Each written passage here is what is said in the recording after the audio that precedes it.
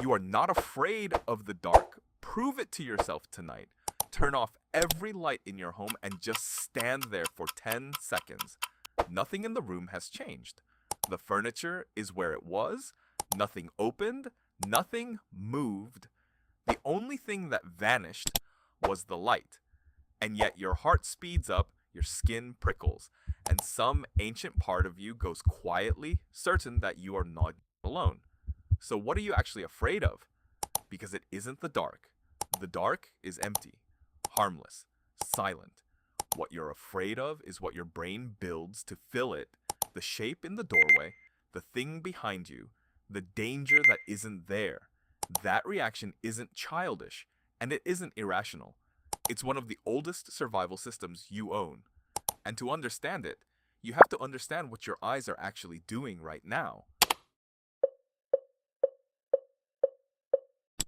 Here's something that sounds impossible. You are not really seeing the world. Your brain is guessing it. Light hits your eyes.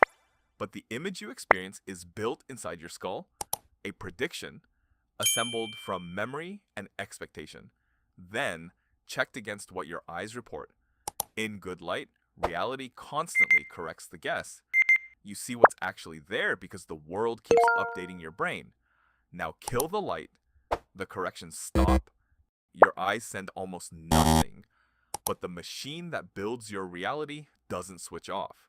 It keeps running, filling the darkness with its best guess of what might be there. And this is the crucial part. It does not fill the void with something comforting. It fills it with threats. That coat on the back of the door becomes a figure standing in the corner. That creak of the house settling becomes a footstep. That patch of deeper black becomes something crouched and watching. This is why you can feel a presence in an empty room. You're not seeing what's in the dark. You're seeing what your brain has decided to brace for. Your imagination isn't running wild, it's running exactly as designed. And it isn't only your eyes. In the dark, your hearing quietly turns up, reaching for the information your eyes can no longer give it. So every sound gets pulled into the same machine. The hum of the fridge, the tick of a floorboard, the wind against the glass. Each one arrives without a visible cause, and your brain hands it the most urgent explanation it can find. Something is here. Which raises the obvious question. Why threats? If your brain is just filling in the blanks, why doesn't it fill the dark with something pleasant, or with nothing at all? Why does it always reach for danger? Because your brain is not built to be accurate. It's built to keep you alive. And those are not the same thing. Think of it like a smoke detector. A smoke detector that shrieks every time you make toast is annoying. But a smoke detector that stays politely silent during a real fire kills you. So we build them to overreact. 100 false alarms are a price worth paying to never miss the one that matters. Deep in your brain sits a small, almond-shaped structure called the amygdala, your built-in alarm. It doesn't wait for proof. The moment the information goes thin and the stakes climb, it takes over. And in the dark, it becomes far more easily tripped. It is the smoke detector made of flesh. Your brain runs on the exact same logic.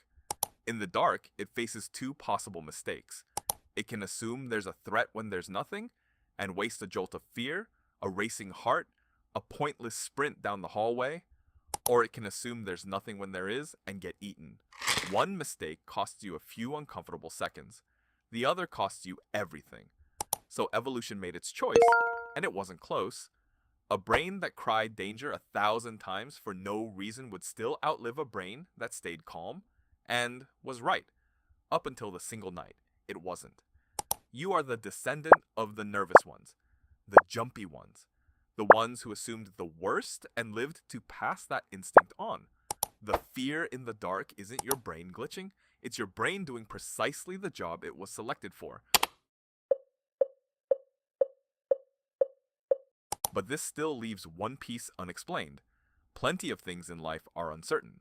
Why does darkness, specifically, flip this switch so hard? For that, you have to look at what kind of animal you actually are. You are a daytime creature. Your eyes are built for sunlight, sharp, full color, detailed, and in the dark, they are close to useless. For millions of years, that was a death sentence waiting to happen. Because the night did not belong to your ancestors. It belonged to things with better eyes, sharper hearing, and teeth built for the work. The big cats, the hyenas, the predators that hunted while we were half blind and slow.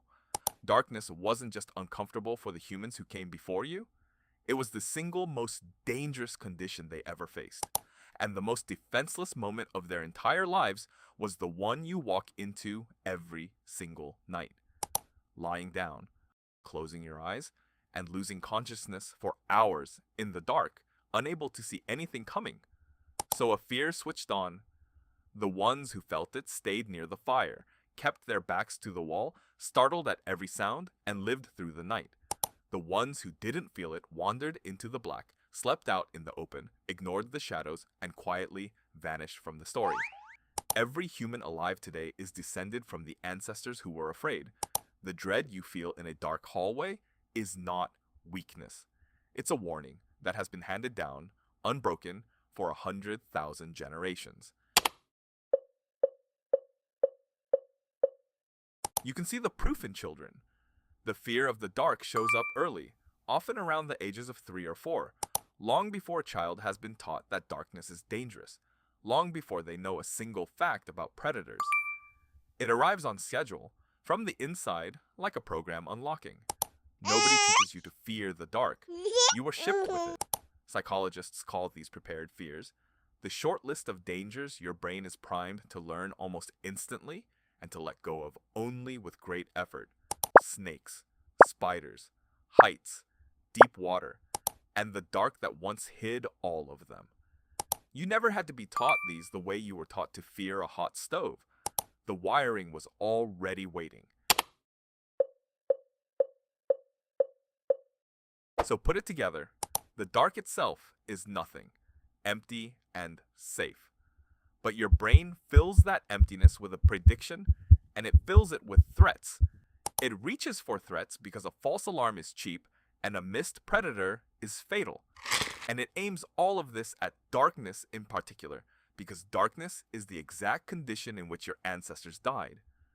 3 separate systems stacked on top of each other, all firing at once, over a hallway that is, tonight, completely empty.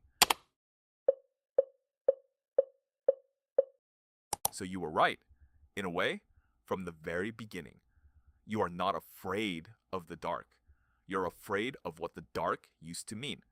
You're carrying the memory of a world that wanted you dead after sunset. A world of real teeth in real shadows. Into your nervous system before your species had language, before fire was reliable, before walls and locks and light switches. That world is gone. Your hallway is safe. The shape in the doorway is a code. And still, tonight, some part of you far older than you will refuse to believe it and will quietly beg you to hurry past the dark and not look too closely at what isn't there. Listen to it anyway. It's the only reason you exist. Thanks for watching. Don't forget to subscribe and hit the bell so you never miss a new video. See you in the next one.